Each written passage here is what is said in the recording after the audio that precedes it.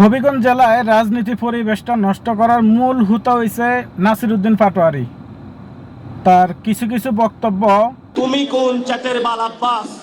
তুমি আসছো এখানে মামলা করতে, গুনার টাইম নাই। যার কারণে এই উদ্ভুত পরিস্থিতিটা সৃষ্টি হয়েছে। এর দায়ভার অবশ্য নাসিরউদ্দিন পাটোয়ারিকেই নেওয়া উচিত, নিতে হবে। নাসিরউদ্দিন পাটোয়ারির কিছু ক্লিপ আপনারা শুনলে আপনারাও অবাক হয়ে যাবেন।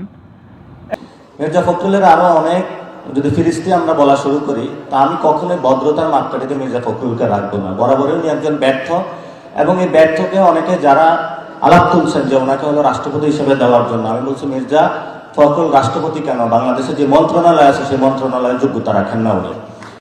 এই যে খোকাপুত্র জমিদার, এই যে কি যেন ওনার নাম, ইশরাক, বেয়াদব একটা ইশরাক। এটা শুধু মির্জা আব্বাস না, 300 আসনেই তারেক রহমান এসব গডফাদারদের দিয়েছে।